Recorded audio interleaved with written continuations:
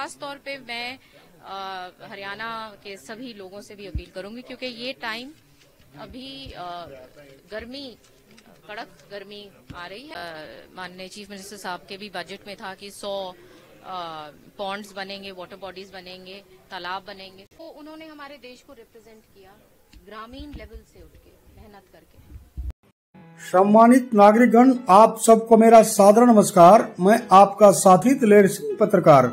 आज की यह खबर देश की राजधानी दिल्ली से लेकर प्रस्तुत हुआ हूँ, जहां आज शुक्रवार को हरियाणा भवन में हरियाणा की सिंचाई एवं महिला बाल विकास मंत्री श्रुति चौधरी ने अपने विभागीय अधिकारियों की एक खास बैठक ली है। इस बैठक में श्रुति चौधरी ने अधिकारियों को हरियाणा में पेयजल समस्या को लेकर खास आदेश देते हुए साफ कहा है कि प्रदेश में नए तालाब जिनका निचले स्तर पर पानी पहुंच गया है, वहां युद्ध स्तर पर काम पहले फेज में किए जाएं। पेयजल को लेकर कहीं कोई समस्या न आए और आगामी बारिश के मौसम में फ्लड को लेकर भी आवश्यक तैयारियां समय रहते कर ली जाएं।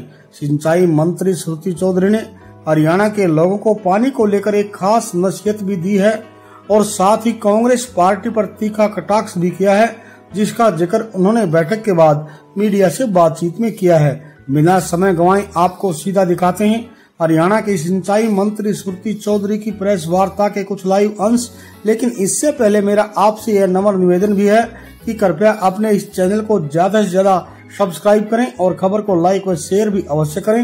अब देखिए हरियाणा की सिंचाई मंत्री श्रुति चौधरी की मीडिया से बातचीत पे लेके जो फ्लड कंट्रोल बोर्ड के अंदर माननीय सीएम साहब के साथ अभी जो हुई थी चंडीगढ़ में, वो प्रोजेक्ट जो शॉर्ट टर्म है, जो 30 जून तक कंप्लीट करने हैं, क्योंकि बारिशें आएंगी और प्रिपेयर्डनेस कितनी है कि ऑन ग्राउंड, ऑन फील्ड सब कुछ टाइम पे है। टेंडर प्रोसेस हो गई है, कौन पीछे है कौन आगे है, तो वो सारी चीजों का मुआयना लिया है कि कहीं ना कहीं डिले बिल्कुल नहीं होना चाहिए इन चीजों में। एंड ऑफ कोर्स आगे जाके जैसे हमारे फिर आगे भी जैसे सारे के सारे एससीज तमाम डिस्ट्रिक्ट से पूरा जुड़े हुए थे कि वहाँ पे जो प्रोजेक्ट्स हैं, बाकी के प्रोजेक्ट्स के बारे में भी बात हुए, नाबार्ड के और पॉन्ड्स कितने हैं, कहाँ कहाँ दिक्कतें जो आ रही हैं, तो वो सारी की सारी। और खास तौर पे मैं हरियाणा के सभी लोगों से भी अपील करूंगी, क्योंकि ये टाइम अभी गर्मी, कड़क गर्मी आ रही है और पानी हम सब ने बहुत ध्यान से इस्तेमाल करना है। तो वो ही मैंने अभी दिशा निर्देश दिए हैं कि सारे की सारे जो वाटर वर्क्स हैं तमाम हरियाणा के अंदर पब्लिक हेल्थ डिपार्टमेंट के साथ अपनी तालमेल रखकर, एडमिनिस्ट्रेशन के साथ तालमेल रखकर पूर्ण रूप से टेल तक जो हमारे वाटर वर्क्स जो पड़ते हैं वो सारे के सारे भरने चाहिए, ताकि पीने के पानी की समस्या कहीं ना आए। तो इसके ऊपर बहुत स्ट्रिक्टली मीटिंग ली गई है। पानी सफिशिएंट है हरियाणा के पास सप्लाई करने? देखिए, क्योंकि इस समय इरिगेशन की नीड नहीं होती है, क्योंकि ये हार्वेस्टिंग टाइम अभी कटाई हो रही है, तो अभी इरिगेशन की नीड नहीं है। तो ये ड्रिंकिंग सारा की सारा इस टाइम, क्योंकि पानी किसान को भी पता है कि इस समय पानी कम होता है, तो इस समय प्राथमिकता पीने के पानी को दी जाती है। मैम, क्या जल सिंचाई योजना के तहत जो प्रधानमंत्री जी की योजना है, उसके तहत कोई वाटर बॉडीज को लेकर भी कुछ एक्शन प्लान? बिल्कुल, बहुत सारे, जैसे आपको पता है कि इस बारी माननीय चीफ मिनिस्टर साहब के भी बजट में था कि 100 पॉन्ड्स बनेंगे, वाटर बॉडीज बनेंगे, तालाब बनेंगे। और वो ही मैंने अभी भी कहा है कि फर्स्ट फेज जो हम लेंगे कि डार्क जोन्स जो हैं, जहाँ पे पानी बिल्कुल ही नीचे जाता जा रहा है, और हरियाणा का काफी 143 एडमिनिस्ट्रेटिव ब्लॉक्स में से 88 ब्लॉक्स हमारे डार्क जोन में आ गए हैं। तो ये एक युद्ध स्तर पर उन पे काम होगा, जहाँ पे डार्क जोन्स में पहले फेज में शुरू करेंगे काम। फ्लड मैनेजमेंट को लेकर कोई काम? ये सारा की सारा फ्लड मैनेजमेंट का ही जो आज मीटिंग जो थी वो उसी के लिए थी कि जहाँ पे हमारे जो 30 जून तक वो तमाम काम हो सके, ताकि सब कुछ ऑन ट्रैक हो। बाकी सरकारों की बात करें, दिल्ली सरकार जो आम आदमी पार्टी सरकार की हमेशा आरोप लगते थे कि पानी कम छोड़ा जा रहा है, इरिगेशन डिपार्टमेंट की बात करें तो इस बार जो है हरियाणा एक ऐसा प्रदेश है जो कभी भी अपने बाजू के जो राज्य हैं, कभी भी किसी को कभी परेशान नहीं किया पानी के रूप से।